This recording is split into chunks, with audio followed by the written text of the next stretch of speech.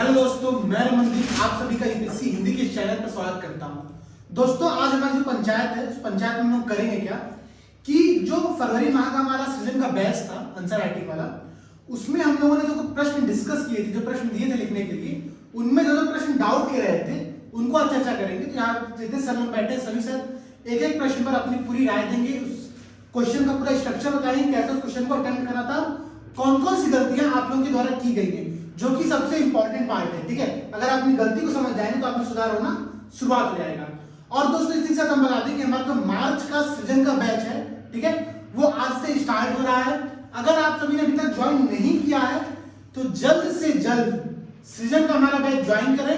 हमारा जो संपर्क नंबर दिया गया है नीचे, उस नंबर पे संपर्क करें और नया बैच ज्वाइन करें। चलिए शुरुआत करते हैं दोस्तों। ठीक है, पहला क्वेश्चन आप कर लीजिए। ठीक है, तो देखिए जो डेट 23 में 2 क्वेश्चन आए थे। ठीक है, एक क्वेश्चन था उसमें से कि क्रिस्पर कैस9 तकनीक क्या है और इस तकनीक के प्रमुख लाभ और कमियां क्या हैं। ठीक है, अब इस प्रश्न को आज हम डिस्कस करेंगे और देखते हैं कि इस प्रश्न में क्या क्या चीजें लिखी गई थी। ठीक है, तो चूंकि ये साइंस एंड टेक्नोलॉजी के क्वेश्चन में आता है कि GS3 में, ठीक है, और जो प्रश्न था बहुत सिंपल है, मतलब डायरेक्ट प्रश्न में लिखा हुआ है कि क्रिस्पर कैस9 तकनीक क्या है। तो जब हम शुरुआत करेंगे इसका, तो हम यहां शुरुआत कर सकते हैं भूमिका में डायरेक्टली। क्या आप बताइए कि क्रिस्पर कैस9 तकनीक क्या है, जो कि मेन पार्ट होगा। भूमिका में आप उसी को लिखेंगे, उसके बाद आप बताएंगे लाभ, फिर कमियां और फिर आगे क्या। तो ऐसे पोर्शन में पूरा स्ट्रक्चर होगा आपका आंसर। यहां पर ध्यान देने वाली बात यह है कि चूंकि तकनीक के बारे में स्पेसिफिकली पूछा हुआ है क्रिस्पर कैस9 के बारे में, तो यहां पर आप जब क्रिस्पर कैस9 का डेफिनेशन दे रहे होंगे, उसके साथ साथ अगर आप इसका चित्र बना देते हैं, ठीक है, एक सिंपल सा चित्र जहां पर आप दिखाइए कि एक डीएनए है, डीएनए कट रहा है क्रिस्पर कैस9 के द्वारा, नया डीएनए वहां पर लगाया जा रहा है पार्ट। वो था वाटसन का डबल हेलिकल मॉडल, कौन सा डीएनए वाला वाटसन मॉडल? सिंपल सा देखिए सर, जो द्विकुंडलीकृत आकृति डबल हेलिक्स। अच्छा जी, वो वाला बनाइए आप। और अगर आप डायग्राम बना देंगे ना छोटा सा, तो उससे आपका नंबर बहुत ज्यादा इंप्रूव हो जाएगा। तो ये करना पड़ेगा, थोड़ा इंपैक्ट पड़ेगा, बिल्कुल। ठीक है, क्योंकि बहुत से लोगों ने बनाया था और बहुत से लोगों ने आंसर नहीं बनाया डायग्राम। ठीक है, चलिए शुरुआत करते हैं, समझते हैं क्या है। तो जो क्रिस्पर कैस9 तकनीक है वो ऐसे शुरुआत कर सकते हैं आप कि बताइए कि क्रिस्पर कैस9 तकनीक जीन एडिटिंग की दुनिया में क्रांतिकारी तकनीक है, जहां पर जो क्रिस्पर होता है वो डीएनए का भाग होता है और कैस9 एक एंजाइम होता है। सिंपल सा आप ये इंट्रोडक्शन दे सकते हैं। साथ साथ आप ये भी इंट्रोडक्शन दे सकते हैं कि हाल ही में जब नोबेल पुरस्कार दिया गया है तो इस तकनीक को नोबेल पुरस्कार प्राप्त हुआ है अभी। तो ये भी एक बहुत महत्वपूर्ण भूमिका है और करंट अफेयर से इसको लिंक कर सकते हैं आप अगर चाहें तो। सर बस एक बात ये बोलूंगा कि जैसे आपने कॉपी चेक की होगी कम से कम 25-30 बच्चों की, तो 1-2 कॉमन मिस्टेक्स बता दीजिए कि बच्चों ने ये चीज गड़बड़ की थी, ये चीज नहीं समझे थे। उससे क्या होगा, जो हम लोग सृजन बैच नहीं भी ज्वाइन किए उनको भी हेल्प मिल पाएगा। ठीक है, ठीक है, मैं बताता हूँ, मैं पहले स्ट्रक्चर बताता हूँ, फिर मैं गलतियां बताता हूँ क्या क्या गलतियां। ठीक है, तो इंट्रोडक्शन आप ये बता दीजिए। यहाँ पर चूंकि पूछा हुआ है कि क्रिस्पर कैस9 तकनीक क्या है, तो आप उसके अगर फंक्शन बता देंगे थोड़ा सा डायग्राम के साथ साथ, तो आपका थोड़ा आंसर कंप्लीट हो जाएगा। तो फंक्शन बना सकते हैं क्रिस्पर कैस9 तकनीक कैसे काम करता है। तो एक कट और पेस्ट का जो काम होता है कि कट करता है, फिर जो चीज हमको मनोवांछित जीन लगाना होता है तो वो वहां पे सीधे पेस्ट कर दिया जाता है। तो बहुत सिंपल तकनीक है। ठीक, ये हो गया। अब जो प्रश्न का अगला पार्ट था कि इसके लाभ क्या क्या है, तो देखिए लाभ बताने के लिए आप 2-3 चीज कर सकते हैं। पहला आप तो बिंदुवार बताएं, ठीक है, और जब बिंदुवार बताएंगे तो आप हेडिंग डालकर बताइए कि इस सेक्टर में ये चीज कर रहा है, इस सेक्टर से ऊर्जा क्षेत्र में बताइए आप, ठीक है, अनुवांशिक रोगों के क्षेत्र में बताइए, या फिर रोगग्रस्त जीनों के क्षेत्र में, या फिर कृषि क्षेत्र में। तो हेडिंग डाल करके आप लिखिए। ठीक है, साथ में हर पॉइंट का उदाहरण जरूर दीजिए, एग्जाम्पल आपको जरूर देना होगा। ठीक, अगर आप इस तरह से नहीं लिखते तो आप एक और कर सकते हैं, आप फ्लो चार्ट बनाइए, बीच में लिखिए लाभ और डायग्राम बना करके आप लाभ के पॉइंट बता दीजिए, लेकिन आपने सबको उदाहरण जरूर देना होगा। ठीक है, बहुत से दोस्तों ने क्या किया था कि डायरेक्ट बस पॉइंट लिख दिया था कि हाँ ये करता है, ये करता है, ये करता है, लेकिन कहीं भी कोई एग्जांपल नहीं था सर। ठीक है, ये मेन पूरे सृजन बैच में ये कमी सबको दिखी है कि बार बार समझाने के बावजूद धीरे धीरे जैसे कई 10-12 बच्चों के करीब मैं देख रहा हूँ इंप्रूवमेंट आ चुका है मैक्सिमम ये चीजें। लेकिन अभी भी कई लोग एकदम मतलब तुले हुए कि नहीं हम तो नहीं करेंगे, चाहे आप कितना भी बताइए। तो बार बार सजेशन सेम देने पे भी कुछ लोग ये एग्जांपल वाला काम कुछ लोग कर रहे हैं, कुछ नहीं भी कर रहे हैं। ठीक है, लेकिन बड़ी आंसर तो जैसे अब लाभ में आप बताइए, तो लाभ में कुछ पॉइंट गिना देता हूँ, आप लोग क्या क्या लिख सकते हैं आप लोग। तो पहली बात आप लिखिए कि रोगग्रस्त जीनों का उपचार करना संभव हो गया। अब यहाँ पर आप एग्जांपल दे सकते हैं जैसे कैंसर रोग में। ठीक, अगला आप एक पॉइंट लिख सकते हैं कि कृषि क्षेत्र में उच्च गुणवत्ता वाले पौधों का विकास किया सकता है, ठीक है। जैसे कि कुछ लोगों ने बड़ा अच्छा एग्जांपल दिया था, हाल ही में न्यूज में रहा था, वो लिपमैन का टमाटर, ठीक है। ये अर्बन गार्डन में इसका उत्पादन करने के लिए जेनेटिकल किया गया। कौन सा टमाटर? लिपमैन का टमाटर, लिपमैन का टमाटर, ठीक है। तो कई लोगों ने इस बात को लिखा था, जो कि बहुत अच्छी बात है। 2019 में ये न्यूज में रहा था, ठीक है सर। प्री में भी पूछा गया था, ठीक है। गोल्डन चावल आप बता सकते हैं, सुनहरा चावल जो होता है, ठीक है। और बीटी कपास, बीटी कॉटन, मतलब ऐसे जो फसलें, जो भी फसलें जीन संशोधित बनी है, अब क्रिस्पर कैस9 का यूज करके भी बना सकते हैं। कुछ नहीं, बस यही बात बतानी है। बिल्कुल ठीक है, हाँ ठीक है। आप उसके बाद ये बता सकते हैं कि जो आनुवांशिक रोग होते हैं उनमें ये बहुत अच्छा काम कर सकता है, उनका निपटान कर सकता है, जो भ्रूण में संशोधन किया सकता है वहां पर, जैसे कि सिकल सेल रोग, ठीक है। आप उसके बता सकते हैं कि वन्य जीव संरक्षण में इसकी बहुत महत्वपूर्ण भूमिका हो सकती है, जैसे कि हाल ही में प्रोजेक्ट मैमथ शुरू किया गया है। तो ये है क्या, मतलब ऐसे कई प्रोजेक्ट जो होते क्या है कि जो प्रजाति विलुप्त हो रही होती है, तो उनके जीन का हम संरक्षण करके या फिर उनको कुछ आवश्यक संशोधन करके उनका फिर से नया क्लोनिंग का प्रयास कर सकते हैं। ठीक है, एक पॉइंट ये हो गया। फिर आप बता सकते हैं कि अंतरिक्ष में जाने के लिए जो मनुष्य में आवश्यक जीन होने चाहिए, जो गुण होने चाहिए, उनमें हम परिवर्तन कर सकते हैं, विकास ये कर सकते हैं। फिर आप बताइए इसके अलावा कि देखिए, एक जो डाउट आया था ना सब लोगों को, बहुत कुछ लोगों को डाउट आया था, कॉल करके बात भी की थी, तो उनका यह कहना था कि सर प्रश्न क्रिस्पर कैस9 के बारे में या जीन एडिटिंग के बारे में, क्योंकि जो लाभ है, जो कमियां, जीन एडिटिंग की कमियां लाभ है, तो हम क्रिस्पर कैस9 के बारे में लिख रहे हैं कि जीन एडिटिंग के बारे में लिख रहे हैं, ये कैसे पता चलेगा? तो देखिए, आपको करना कुछ नहीं, दोनों चीजें लगभग सेम है। क्रिस्पर कैस9 जीन एडिटिंग का एक सबसेट है, तो सब कुछ सेम होगा। आप एक पॉइंट एक्स्ट्रा लिख सकते हैं कि जो क्रिस्पर कैस9 तकनीक है, वो बाकी जीन एडिटिंग की जो तकनीकें हैं उनकी अपेक्षा सस्ती है, त्वरित है और ज्यादा प्रमाणित तकनीक है, ठीक है। एक पॉइंट आप एक्स्ट्रा ऐड कर सकते हैं बस, ठीक। ये हो गया आपका लाभ।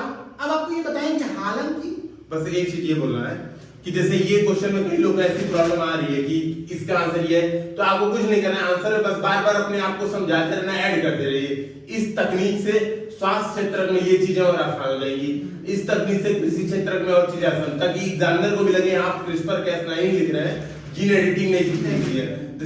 जैसे अभी कई क्वेश्चन ऐसे आए थे, उसमें लोग क्या कहते हैं, जैसे अभी मैंने एक केस स्टडी पूछा था, उसमें भी लोग यही कर रहे थे कि लिखे बहुत अच्छा, लेकिन प्रश्न से जोड़ के नहीं लिखे, प्रश्न भटक गया। तो वो काम दिमाग में रखना है, तो जो आप बोल रहे हैं वो लिखिए वही चीज, बस उसको ऐड करते रहिए कि इस तकनीक का ये फायदा है। मतलब देखिए, ऐसा हो सकता है कि आपके सामने दो उत्तर लिखे हो, ठीक है, दोनों में कंटेंट सेम हो लेकिन नंबर कम हो, बहुत अंतर पड़ सकता है। कारण यही है कि आप अगर क्वेश्चन से लिंक नहीं करेंगे अपनी बातों को, तो उसका नंबर नहीं मिलेगा आपको, ठीक है।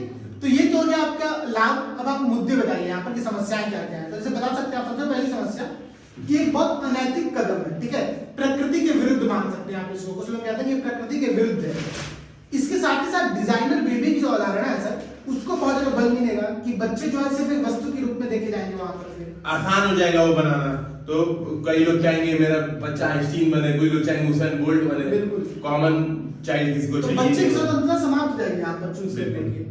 इसके अलावा अगर ऐसे मानिए होता क्या, इस तकनीक में दिक्कत ये हो सकती है कि एक जीन में परिवर्तन करने से बाकी जो पार्ट है जीन के, उसमें भी परिवर्तन संभव है, अभी तक प्रमाणित नहीं है लेकिन संभव है कुछ हो जाए अप्रत्याशित परिवर्तन, तो ये एक नुकसान हो सकता है। इसके साथ ही साथ एक दिक्कत यह आ सकती है कि जो म्यूटेशन होता है, जो परिवर्तन होता है, एक लंबी प्रक्रिया होती है, लेकिन आप अचानक से कर देंगे तो प्रकृति से सामंजस्य नहीं बैठा पाएगा वो चीज, ठीक है। तो ऐसे कुछ मुद्दे बताते हो, आप निष्कर्ष दे दीजिए सिंपल सा कि भारत को इस क्षेत्र में और क्या करना चाहिए। भारत थोड़ा सा अनुसंधान पर कार्य करे, शोध पर कार्य करे, रिसर्च को प्रमाणित करने का प्रयास करे, तब जाकर के इन कदमों को भारत में लागू किया जाए। और बेसिकली ये तकनीक लागू तो की जाए और साथ में क्या किया जाए कि मतलब सभी वर्गों तक इसकी पहुंच है ना, यह भी सुनिश्चित की जाए कि भाई सस्ती तकनीक है। एक मुद्दा आप ये बता सकते हैं कि ये सामाजिक असमानता को न क्रिएट कर रहा है, ठीक है, ये बताना पड़ेगा आपको। ये मुद्दा भी बता सकते हैं, कंक्लूजन में भी ऐड कर सकते हैं कि ये किया जाए। तो चलिए दोस्तों, ये प्रश्न समाप्त हो चुका है। अगला प्रश्न गौरव निशान से डिस्कस करेंगे, ठीक है। ठीक है, देखेंगे हम लोग कि डे 21 में क्या था कि 2 क्वेश्चन दिया गया था। जो क्वेश्चन नंबर 1 था, जैसे समुद्र के जलस्तर में वृद्धि के कारणों और परिणाम की व्याख्या करें। नियर अबाउट ये क्वेश्चन डायरेक्ट था, इसलिए नियर अबाउट सब लोग ठीक लिख लेते हैं, ठीक है। तो इस क्वेश्चन पे डिस्कस करने का कोई मतलब है नहीं इसलिए, क्योंकि जो पहले एक क्वेश्चन जो सेकंड वाला था, वो क्वेश्चन थोड़ा घुमा के था, कि वो क्वेश्चन में बकायदे 3 स्टेटमेंट का था, तो उसमें लोग समझ ही नहीं पाए कि मेन डिमांड क्या था। इससे वो क्वेश्चन पहले हम लोग बोल लेते हैं, फिर उसके बाद हम लोग उसको समझते हैं। क्वेश्चन था कि मराठों में मुगलों को प्रतिस्थापित कर एक नए अखिल भारतीय साम्राज्य के रूप में विकसित होने की क्षमता थी, लेकिन स्वयं मराठा राज व्यवस्था की प्रकृति के कारण यह क्षमता कभी भी पूर्णतः साकार नहीं होती। टिप्पणी करना था। देखिए बेसिकली क्वेश्चन की क्या डिमांड थी, तो हम देखेंगे क्वेश्चन का पहला स्टेटमेंट पढ़ के लिख रहा है कि मुगल प्रतिस्थापित हो रहे हैं, सॉरी यानी मुगल कमजोर हो रहे हैं और उनको प्रतिस्थापित करने की जो पावर थी वो मराठों में भरपूर थी, बट कुछ रीजंस ऐसे थे उनकी राजव्यवस्था के जिस कारण वो एक अखिल भारतीय मराठा राज्य नहीं बना पाए। तो क्वेश्चन इनडायरेक्ट में बस ये बोला था, यानी आपको मुगल पे लिखना नहीं था, मुगल तो इसकी मेन बॉडी कहीं है ही नहीं। मैक्सिमम आप एक लाइन इंट्रो डाल सकते हैं कि कहीं इंट्रो में मुगल को, लेकिन मेन मुगल साम्राज्य 18वीं शताब्दी के प्रारंभिक तौर पे टुकड़ों में बट रहा था या फिर शक्ति नहीं रहे। हाँ कुछ भी ठीक है, मतलब ध्यान रखिए कभी भी मेन बॉडी मुगल पे कई सारे लोग नहीं, 2-3 लोग बनाए थे बस, बहुत लोग नहीं। हाँ लेकिन मैक्सिमम में क्या करते थे ना, वो मराठाओं की क्षमता को दिखाई नहीं थे, वो डायरेक्ट क्या कहते हैं कि मुगलों मराठाओं की कमी दिखाना शुरू कर देते। ठीक है, तो पहली चीज सीधा अपने को इंट्रो क्वेश्चन से रिलेट करा के अगर लिखना है तो ध्यान देंगे 18वीं शताब्दी में क्या होता कि मुगल कमजोर होना स्टार्ट हो गए थे। तो हम लोग सीधा इंट्रो लिख सकते हैं कि 18वीं सदी में कि पूर्वार्ध में का जो काल था वो मुगल साम्राज्य के पतन का और क्षेत्रीय राज्यों के उद्भव का काल था। इससे पता चलता है कि जो सेंटर पावर थी वो कमजोर हो गई है। तो अब जाहिर सी बात है जब सेंटर पावर कमजोर हो गई तो वैक्यूम आया, उसको भरने की क्षमता उसको केवल और केवल भारतीय राजाओं में मराठों के पास थी। तो सीधे हम लोग दिखा सकते हैं कि मुगल साम्राज्य के पतन होने से जो निर्वात आया था उसको भरकर एक अखिल भारतीय साम्राज्य के निर्माण करने की क्षमता मराठाओं में थी। अब सीधे आप लोग पहले एक मराठाओं की क्षमता दिखाई दीजिए, क्योंकि क्वेश्चन के मेन डिमांड है कि मराठाओं की क्षमता दिखानी ही है। अब बात आती है कि मराठाओं की क्षमता होगी क्या, तो हम लोग अच्छी तरह जानते हैं कि मराठाओं की जो भौगोलिक एरिया था, ठीक है, वो उनकी सबसे बड़ी पावर थी, क्योंकि वो उस एरिया से कोई भी, चाहे वो नॉर्थ का राजा हो या साउथ में चाहे गोलकुंडा ईटीसी रहो, वो कोई भी उस एरिया से परिचित नहीं है। वहां पे जाके उनसे लड़ पाना, क्योंकि वहां की इतनी मतलब डिफिकल्ट रीजन थी, क्योंकि वो वृक्ष छाया क्षेत्र था, लाइफ इतनी जटिल थी कि वो लोग लड़ाकू हो गए थे, मतलब डाकू स्वभाव के ही थे तो लड़ाकू हो चुके थे। तो पहली तो इनकी पॉजिटिव यही थी कि भौगोलिक सुरक्षा उनके पास बहुत अच्छी थी, जो पठारी राजा थे इसलिए उनसे लड़ पाना वहां पे संभव नहीं था। सेकंड अगर हम लोग देखें उसके बाद से, तो जैसे जैसे एक मराठा राज्य की नींव पड़नी शुरू हुई, यानी हम लोग कह सकते हैं कि सैन्य सक्षमता बढ़नी शुरू हो गई थी। चाहे वो एग्जाम्पल के तौर पे लिख सकते हैं किसी का नाम, बट मेरा मानना है कि सबसे अच्छी बात कहते हैं कि वेतन के आधार पर सेना का गठन किया गया था। ये सैन्य सक्षमता में एकदम दिखाया जा सकता था, क्योंकि वेतन के आधार पर अगर सेना आप गठित करेंगे तो थोड़ा सा ज्यादा मनोबल के आधार पर काम करेंगे। ठीक है, सेकंड देखेंगे छापामार युद्ध में इनको प्रवीण बनाया गया था, गुरिल्ला युद्ध, ठीक है, हाँ, जिसको गुरिल्ला युद्ध भी बोल सकते हैं। तो ये दोनों इनकी जो है कि मिलिट्री पावर थी, और आसानी से इसको कई सारे लोग क्या कहते कि सैन्य सक्षमता लेके छोड़ देते, मतलब वो दिखाई भी नहीं थे कि सैन्य सक्षमता जो थी वो थी कैसी। तो इसलिए आपको थोड़ा सा दिखा दीजिए कि मतलब वेतन के आधार पर सेना गठित की गई थी, छापामार युद्ध में पारंगत थे, ईटीसी, और भी कुछ एग्जाम्पल हो तो दे सकते हैं। अच्छा, एक चीज क्या था ना, कई सारे लोग सक्षम नेतृत्व भी लिखे थे, ठीक है, और कुछ ईटीसी ऊपर भी मतलब कुछ सक्षम प्रशासनिक अधिकारी ऐसा भी हेडिंग डाले थे, मतलब एक ही पॉइंट को 2-2 बार ब्रेक कर देते थे। राष्ट्रप्रधान, हाँ ठीक है, अपने को क्या करना है, सक्षम नेतृत्व में अपने पास सीधा कोई 1-2 एग्जांपल लिखिए, सीधा हेडिंग डालिए सक्षम नेतृत्व, कोई शिवाजी, बाजीराव या माधवराव, किसी का भी नाम डाल दीजिए, 1-2 से ज्यादा नाम मत डालिए, मतलब ऐसा नहीं भर देना है, कहानी नहीं। हाँ, और एक अगला डाल सकते हैं कि राजनीतिज्ञों की उपस्थिति में अष्टप्रधान डाल सकते हैं। अष्टप्रधान का नाम लिखने की भी जरूरत नहीं है, केवल एग्जांपल में अष्टप्रधान पर्याप्त है। उसके बाद से देखेंगे हम लोग, तो मुगलों की एक चीज जो चौथ और सरदेशुंगी थी, आर्थिक व्यवस्था, स्टार्ट में यही इनकी ताकत थी और पतन में यही इनकी कमजोरी थी। ताकत क्या थी कि एक टाइम पीरियड में ये एक मजबूत आर्थिक आधार था, नियमित इनको टैक्स मिलते ही मिलते थे, तो ये इनकी पावर थी। कमजोरी कैसे थी आगे हम लोग चर्चा कर लेंगे। अगर हम थोड़ा सा 1750 का फेज याद करें, 1740 के करीब में, उस फेज तक क्या था कि नॉर्थ का एक बड़ा क्षेत्र और साउथ का भी एक बड़ा क्षेत्र मराठाओं के कब्जे में था। ये बताता है उनकी ताकत को, जब जिसका एक लैंड इतना बड़ा है उसकी सक्षमता ऐसे ही दिख रही है। ठीक है, छोटे मोटे राजा तो वैसे ही अटेंड नहीं करेंगे। आगे हम लोग अगर कूटनीतिक कुशलता देख लें तो देखिए, कूटनीतिक कुशलता में हम लोग सीधे समझ सकते हैं कि गुप्तचरों का गठन बहुत तगड़ा किया गया था। अगर हम लोग उसका याद करें एग्जांपल, जो शिवाजी को मारने गया था पीछे से चाकू अपने कुछ खान जो भी नाम होता है, तो वो गुप्तचर व्यवस्था से ही पता चला था कि ये एक्चुअली समझौता करने नहीं, हत्या करने आया है। नाम नहीं याद है, सॉरी, गलत। तो इसलिए ये पता चलता है इससे कि गुप्तचर व्यवस्था बहुत ट्रेंड्स थी मराठाओं के टाइम पीरियड की। तो हम लोग सीधे कह सकते हैं इसका मतलब कि गुप्तचर व्यवस्था का गठन था। ऊपर से शिवाजी की खूबी करना कि शत्रु तो बहुत बना लिए थे, लेकिन एक भी शत्रु को एक साथ मिलकर वार करने में मतलब कभी भी वार नहीं पाए। इसका मतलब कि शत्रु कभी एक साथ नहीं आ पाए, ये एक कूटनीतिक जीत थी। क्योंकि शत्रु उस टाइम में शिवाजी के भी बहुत थे। गोलकुंडा खुद भी शत्रु था, मुगल भी शत्रु थे, लेकिन गोलकुंडा और मुगल को टकरा दिए, लेकिन कभी इन लोगों को साथ नहीं आने दिए। तो ये एक बात थी कि कभी शत्रुओं को एकजुट ना होने देना, ये भी एक कूटनीतिक कुशलता ही है।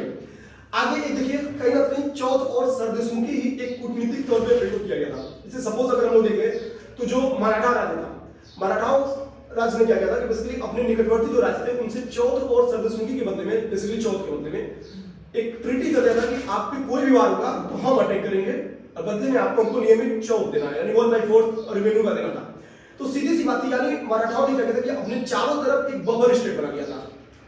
अटैक होता तो उनके पे नहीं होता, उनके बगल वाले होता, भले ही बचाने जाते हैं। तो एक ही सबसे बड़ी बात थी इनकी कूटनीतिक कुशलता की। आगे हम सीधा दिखाएंगे कि इनके पास सक्षमता भी थी, उसके बावजूद ऐसा क्या हुआ कि ये अखिल भारतीय साम्राज्य नहीं बना सके। यानी सीधी सी कुछ कमियां दिखा दीजिए, जो मुद्दे थे राजनीतिक व्यवस्था के वो दिखा रहे हैं। तो राजनीतिक व्यवस्था में जो कमियां थी, सबसे पहले और आप लोग दिखा दें चौथ और सरदेशमुखी को ही, क्योंकि चौथ और सरदेशमुखी जो था स्टार्ट में तो इजिली मिल जाता था, बाद में क्या होना पड़ा, इसको पाने के लिए बल का प्रयोग करना पड़ा। तो जब बल प्रयोग होना शुरू हुआ तो कहीं ना कहीं जो बफर राज इनके लिए मित्रता का काम करते थे, वही अब शत्रुता का काम किया। मतलब वो अवसर का तलाश कर रहे थे कि जिस दिन अवसर मिलेगा इनसे बदला ले लेंगे। और हुआ भी पानीपत के बारे में इन्होंने किसी का भी मदद नहीं किया, मतलब कोई भी बफर स्टेट इन लोगों का मदद नहीं किया था। तो जब सारी की जो चौथ और सरदेशमुखी था वो इनकी एक कमी ही बन गई एट लास्ट जाके। उसके बाद से किसी भी साम्राज्य के पतन का एक सबसे इंपॉर्टेंट टॉपिक होता है एकता का अभाव। कोई भी साम्राज्य, आप मुगल देख लीजिए, लास्ट में उसमें भी औरंगजेब के सारे भाइयों में अपने में झगड़ा हो गया था, ठीक है। तो कोई भी आप पीटीसी कोई भी देख लीजिए, एकता का अभाव और अकुशल नेतृत्व ये पतन का सबसे बड़ा कारण होता है। एकता का अभाव इसमें भी हम देख सकते हैं कि मराठा आपस में लड़ने लगे थे, 5 पार्ट में टूट भी चुके थे, जैसे सिंधिया, होलकर, ईटीसी, 4-5 पार्ट में कई सारे लोग नाम लिखे हैं, ठीक है। होस्ट, हाँ, मतलब कुछ 5 पार्ट था, एग्जांपल में नाम लिख सकते हैं। बेसिकली सीधा ऐसा लिख सकते थे कि मराठा सरदारों में आपस में संघर्ष स्टार्ट हो चुका था। एग्जांपल में लिख सकते हैं कि इन पार्ट में डिवाइड हो चुके थे। हाँ, ध्यान देंगे, कुछ लोग लिख देते कि स्टार्ट से, मतलब शुरुआत से ही मराठाओं में एकजुटता नहीं थी। कई सारे लोग ऐसा डायरेक्ट लिखे हैं, ऐसा नहीं लिखना है। बेसिकली ये कंडीशन आई थी माधवराव के मृत्यु के बाद। माधवराव वो चेहरे थे जो मतलब पूरे मराठा को एकजुट किए हुए थे। माधवराव के मृत्यु के बाद वो नेतृत्व वाला चेहरा खत्म होता है और टकराव फिर शुरू हो जाता है।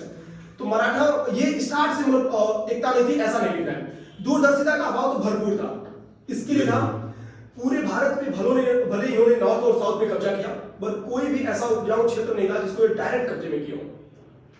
बेसिकली चौथ के बदले में छोड़ देते थे या मतलब कुछ बेनिफिट लेके छोड़ देते थे, डायरेक्ट कब्जा नहीं करते थे ताकि इनको नियमित रेवेन्यू आए। तो चूंकि उपजाऊ क्षेत्र में पकड़ थी नहीं, तो इकोनॉमिक धीरे धीरे वीक होते चले गए। उसके बाद से पानीपत का युद्ध भी दिखाता है कि इनमें दूरदर्शिता का अभाव था। पानीपत के युद्ध में ये लोग कहीं ना कहीं जो अब्दाली था उसकी चाल में आ गए और ये लोग चले गए उपजाऊ क्षेत्र, मतलब प्लेन एरिया में लड़ने के लिए चले गए। प्लेन एरिया में इनकी कोई भी लड़ाई सक्सेस नहीं हुई है। सबसे बड़ी बात ये थी कि प्लेन एरिया में लड़ने का इनके पास तवज्जो नहीं था, यही रीजन था। और बफर स्टेट की ये लोग दुश्मनी भी नहीं समझ पाते। बफर स्टेट तो पहले से चाह रहा था कि जिस दिन मौका आएगा तुमको छोड़ेंगे नहीं, और बफर स्टेट को वही मौका आ गया। ये लोग ये समझ के निकल गए थे कि बफर स्टेट हमको मदद करेगा, तो पर्याप्त खाने पीने का और सैनिक भी लेके नहीं गए। रास्ते में बफर स्टेट मदद भी नहीं किया, तो वैसे ही रास्ते में इनके 90% सैनिक भूख से मर चुके थे। ये स्टोरी बोलती है 90% सैनिक इनके भूख से मर चुके थे, केवल 10% लड़ाई लड़के उनको मार गए थे। तो दूरदर्शिता का अभाव ये सीधा सीधा दिखाता है। आप एग्जांपल में एकदम लिख लीजिए। ऊपर से हम लोग देखेंगे कि ये गठबंधन के फेवर में नहीं रहते थे, जैसे राजपूतों से गठबंधन एकदम नहीं किया, जबकि वही हम लोग अकबर महान इसलिए वाला कि वो गठबंधन की राजनीति करता था। गठबंधन की राजनीति को पूरी तरह से लोगों ने क्या कर दिया। चाहे आप उधर देख लीजिए कि सिख साम्राज्य था, उधर भी रणजीत सिंह वाला एरिया, उधर भी इन लोगों ने कहीं गठबंधन नहीं किया। नीचे तो मतलब कहीं बगल में तो बफर राज बना चुके थे, गठबंधन का कोई चांस ही नहीं था। तो नॉर्थ और साउथ में कहीं भी इन्होंने गठबंधन का कोशिश नहीं किया। बल प्रयोग मेनली इनका था कि बल प्रयोग करेंगे, मारेंगे, काटेंगे। यही रीजन था कि जो इनके दुश्मन थे वो इनके लोगों से शत्रुता, हम लोग गठबंधन करके शत्रुता बना ली। जैसे राजपूत की पर्सनल इनसे कोई टकराहट नहीं थी, लेकिन चूंकि इनके दुश्मन से उनकी मित्रता हो गई, इसलिए इनके दुश्मन बन चुके थे। तो राजपूत हो गए। हाँ भाई हम लोग कोटिल की फार्मूला देंगे, दुश्मन दोस्त होता है, समझिए कुछ ऐसा, ठीक है। तो राजपूत, जाट, पीटीसी वो थे जो इसलिए इनके दुश्मन बन चुके थे क्योंकि गठबंधन की राजनीति के कारण। और ये इसी राजनीति में विश्वास रखते हैं, इनको लगता था कि हम डरा के अपनी शत्रुता मतलब मित्रता कर लेंगे ईटीसी जो भी। आगे हम लोग दिखा सकते हैं कि जैसे जिस एरिया में लोग जीते भी थे, जो उस एरिया में क्या था कि कोई सुदृढ़ प्रशासनिक व्यवस्था नहीं लगा। बिल्कुल, जैसे वो जागीरदार को बना के छोड़ दिए। जागीरदार व्यवस्था लगा देने की कमजोरी ये हुई कि जैसे जैसे मुगल और मराठा कमजोर होंगे, जागीरदार खुद को उठा देंगे और एक नवीन शक्ति का केंद्र स्टैब्लिश हो जाएगा। और अंततः अकुशल मराठाओं का टाइम पीरियड आता है और वो इन जागीरदारों को कंट्रोल कर ही नहीं पाते। इसका रीजन ये होगा कि जो इनके खुद जीते हुए क्षेत्र थे वहां पे एक नवीन शक्ति आ चुकी थी जो इनकी बात ही नहीं मानती थी, तो ये भी इनकी एक कमजोरी थी।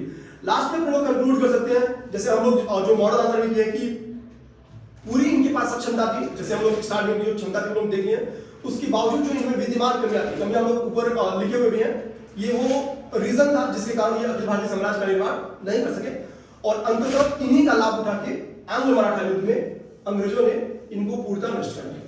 या फिर बेसिकली हम लोग पानीपत और आंग्ल मराठा दोनों को ले सकते हैं, क्योंकि पानीपत में ही एक्चुअली पानीपत इस कंक्लूजन में लिखे थे ना, क्योंकि पानीपत को दूरदर्शिता के भाव में हम पॉइंट डाल चुके थे। हाँ, मतलब ठीक है, आप दोनों मैनेज कर सकते हैं। तो हाँ, बिल्कुल, मतलब इस सबसे आंसर कंक्लूड था। बेसिकली सब लोग ठीक लिखते, बस क्षमता वाला पॉइंट कोई नहीं लिखा था। ये ध्यान देना। ठीक है, अब दोस्तों लास्ट क्वेश्चन आपसे डिस्कशन करते हैं। बहुत सिंपल सा क्वेश्चन है जीएस पेपर 3 का। ठीक है, क्लाउड कंप्यूटिंग क्या है, सरकारी योजनाओं को लागू करने में यह किस प्रकार सहायक है। अच्छा देखिए, सबको जनरली पता ही होता है क्लाउड कंप्यूटिंग क्या है ना, और ये क्वेश्चन भी बहुत सिंपल सा है। अब मैं बताना ये चाहता हूं कि ऐसे क्वेश्चंस में जो आपका प्रेजेंटेशन है, जो आपके एग्जांपल्स हैं, वही आपको मार्क्स दिलाएंगे, वही आपके नंबर दिलाएंगे, क्योंकि आप सबसे अलग क्या लिखेंगे। यहाँ पर तो सबसे बात है, सीधे पूछ रहा है क्लाउड कंप्यूटिंग क्या है, सीधे डिफिनेशन। यहाँ पर सर मैं बताऊं कि प्रश्न पढ़ने में ध्यान रखना है कि मैं कॉपी चेक कर रहा था, तो वहां पर देखा मैं कि क्लाउड कंप्यूटिंग क्या है पूछा है, उत्तर लिखा है क्वांटम कंप्यूटिंग क्या है। अच्छा, प्रश्न ही नहीं पढ़ा। अब ये गलती आप करेंगे तो फिर कुछ नहीं हो सकता। अच्छा, आप बता रहे थे कुछ लोगों ने क्लाउड के बारे में लिखा था, क्लाउड के बारे में लिखा था वो एक अलग है, अच्छा, क्वांटम कंप्यूटिंग पढ़कर लिख दिया था पूरा एक, तो ये अलग है। हाँ, तो ये ध्यान देना है, प्रश्न जो पूछा है वो लिखना है, न कि जो आपको आता है वो लिखना है। तो यहाँ पर ये कमी होती है। अब देखिए, बेसिकली क्लाउड कंप्यूटिंग क्या है, तो क्लाउड कंप्यूटिंग वही आसमान वाला क्लाउड। सिंपल सी बात है, आसमान और क्लाउड जैसे पृथ्वी पर उपस्थित हर जगह से कुछ आर्द्रता एक जगह इकट्ठा करता है, वैसे ही क्लाउड कंप्यूटिंग क्या है, अलग अलग से डाटा एक सेंट्रलाइज सर्वर में, सर मैं सही बोल रहा हूं ना, एक बार आप इसको कंफर्म कर दीजिएगा, अलग अलग जगह से डाटा एक सेंट्रलाइज सर्वर में इकट्ठा करता है और उसको कंप्यूटिंग, जो भी कंप्यूटिंग पावर है वो सेंट्रलाइज सर्वर से संचालित किया जाता है। अब देखिए, बात ये होती है, यहाँ पर अगर क्वेश्चन आप जाएंगे तो क्वेश्चन बेसिकली क्या है। अब इस क्वेश्चन को अगर आप थोड़ा सा और सूक्ष्म तरीके से ढूंढें तो डाटा एक जगह इकट्ठा करके डेटा का यूज किस तरह से कर सकते हैं गवर्नमेंट की योजनाओं में, यही बात आपको बतानी है। सिंपल सी बात अगर करें तो यही बात आपको बतानी है। ठीक है, अब देखिए, इसका अगर हम स्ट्रक्चरिंग करें तो आपको स्ट्रक्चरिंग क्या करना है, सीधे सीधे इंट्रोडक्शन में क्लाउड कंप्यूटिंग बता दीजिए, बात खत्म करिए।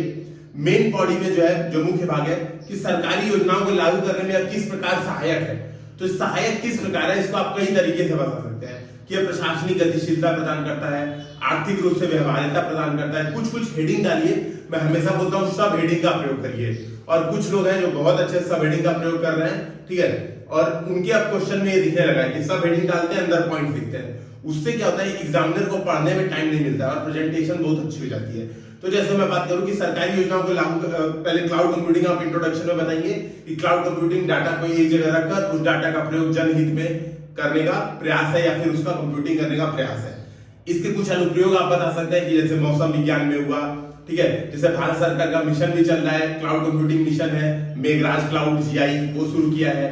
इसके अलावा आप जो राष्ट्रीय सुपर कंप्यूटिंग मिशन है वहां भी जोड़ सकते हैं। बेसिकली उसको भी क्या किया जा रहा है, सेंट्रलाइज सर्वर पे पूरे भारत में। मेरी आवाज गूंज रही है क्या, आप लोग की आवाज नहीं गूंज रही थी? ठीक है, आवाज कुछ प्रॉब्लम है उसको। ठीक है, तो बेसिकली आपको ये ध्यान देना है कि जो कुछ एग्जांपल्स देके इसको आप ऐड कर सकते हैं।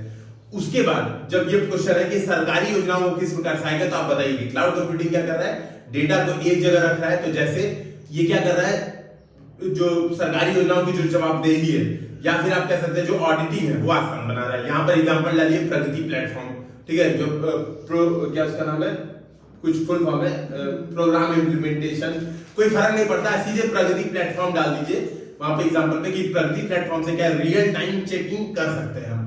ठीक है, जियो टैगिंग इत्यादि की जो भी रियल टाइम डाटा है वो पता चल जाती है। जैसे अगर यूपी गवर्नमेंट की बात करें तो यूपी गवर्नमेंट में एक दर्पण प्लेटफॉर्म है, दर्पण डैशबोर्ड है, जो डिस्ट्रिक्ट अथॉरिटी है वो क्या करती है, रियल टाइम कौन कौन सी जो सर्विसेज चल रही है उसको देखती है। तो ये बताइए आप। इसके अलावा बता सकते हैं ये प्रशासनिक कार्यवाही आसान बनाता है। जैसे आप बताइए जो भी ई प्रमाण पत्र है, जो भी आप क्या कहते हैं सीएससी यानी कॉमन सर्विस सेंटर्स के थ्रू जो सेवाएं हैं, जाति प्रमाण पत्र, आपका परिवहन, जैसे आपने देखा होगा एक है डिजी लॉकर, है ना। तो ये क्या करता है, बेसिकली आपने डिजी लॉकर के बारे में सुना होगा। तो डिजी लॉकर क्या कर रहा है, जो आपके जो भी कागजात है उसको एक जगह रख रहा है, तो उसका मोबिलिटी आसान हो गई है। बेसिकली आपको बार बार फाइलों को हाथ में लेकर एक दूसरे जगह जाना नहीं पड़ता है, फाइलें खोने का भय खत्म हो जाता है और आसानी से आप ट्रांसफर एक दूसरे को कर सकते हैं। तो इससे क्या होता है, सिंगल विंडो क्लियरेंस भी आसान बन जाती है, ठीक है, वाहन आदि का रजिस्ट्रेशन आसान हो जाता है। तो ये बताइए आप। इसके अलावा बता सकते हैं कि आर्थिक व्यवहारिता बनाता है। क्यों? डेटा एक जगह इकट्ठा है, डेटा एक जगह एनालिसिस हो पा रहा है, तो कहाँ कौन सी योजनाएं चाहिए। जैसे मैं बताऊं, अगर कोई सूखा क्षेत्र है तो सूखे क्षेत्र की स्पेसिफिक योजना होगी, वहां पे सूखे क्षेत्र के हिसाब से, जो बाढ़ग्रस्त क्षेत्र है वहां पे बाढ़ग्रस्त क्षेत्र के हिसाब से योजनाएं बननी होगी। तो ये जो क्लाउड कंप्यूटिंग क्या कर रहा है, डेटा को एक जगह ले जा रहा है, एक जगह से ही बैठ के सारे लोग इसको देख सकते हैं। इसके अलावा आप चाहें तो क्लाउड कंप्यूटिंग को सुरक्षा में, देश की सुरक्षा में हेडी डाल के भी बता सकते हैं। जैसे मैं अगर आपको बताऊं, जो भारत सरकार की जो योजना है, कॉम्प्रिहेंसिव इंटीग्रेटेड बॉर्डर मैनेजमेंट जो सिस्टम्स या ईएमएस प्रणाली बनाई जा रही है, उसका जो तीसरा पार्ट है, पहला पार्ट यह है कि जो लोग हैं वहां पे, जो सैनिक है, उनको अच्छे क्वालिटी के हथियार प्रोवाइड कराए जाएंगे, ठीक है। दूसरा पार्ट है नाइट विजन कैमरे, सेंसर इत्यादि लगाए जाएंगे। तीसरा पार्ट है एकीकृत निगरानी, और वहां पे भी क्लाउड कंप्यूटिंग का प्रयोग किया जा रहा है। उससे क्या कह रहे हैं कि सारे बॉर्डर का एक जगह सेंटर पे डाटा पहुंचाएंगे और वो देखेंगे कि कहां पे बॉर्डर पे दिक्कत आ रही है और वहां को सूचनाएं भेज के उसको काम कराएंगे। तो बेसिकली आप इसको इस तरीके से भी 4-5 हेडिंग बता के इसको बता सकते हैं कि सरकारी योजना है। तो सरकारी योजनाएं अलग अलग क्षेत्रों में, भाई बॉर्डर एरिया डेवलपमेंट प्रोजेक्ट है, ठीक है, बॉर्डर सुरक्षा, ये भी सरकारी योजना है। इस तरीके से आप 4-5 पॉइंट में इसको बताएंगे। तो कुछ योजनाओं का जरूर नाम डालेंगे, जैसे आप मनरेगा का एग्जांपल डालिए कि मनरेगा को कैसे करा रहा है, प्रगति प्लेटफॉर्म डालिए, आप डिजी लॉकर जरूर इसमें यूज करिए, और आप क्या करिए, जो क्लाउड परियोजना है गवर्नमेंट की, मेघराज क्लाउड, उसको जरूर यूज करिए। इसके बाद आप कंक्लूजन लिख सकते हैं। अब जैसा सर ने बताया कि क्वांटम कंप्यूटिंग बहुत लोग लिख रहे थे, तो कंक्लूजन में आप लिख दीजिए कि क्लाउड कंप्यूटिंग के साथ साथ क्वांटम कंप्यूटिंग, ब्लॉकचेन कंप्यूटिंग इत्यादि को भी यूज किया जाना चाहिए। इसके अलावा आप चाहें तो इसके पहले, कंक्लूजन से पहले कुछ मुद्दे बता सकते हैं क्लाउड कंप्यूटिंग के, ठीक है, कि एक जगह डाटा सुरक्षित करना भारत में थोड़ा सा जटिल है, हैकिंग का खतरा है, सारा डेटा एक जगह रहेगा। इसके अलावा जो डेटा गोपनीयता है, कहां भारत के बाहर न जा पाए डेटा, स्थानीकरण का जो मुद्दा है। तो 2-3 पॉइंट आप चाहें तो शॉर्ट में मुद्दे बता के कंक्लूजन में मुद्दों का समाधान बता सकते हैं। अगर आप मुद्दे स्किप करना चाहते हैं तो आप स्किप कर सकते हैं, क्योंकि प्रश्न की डिमांड नहीं है।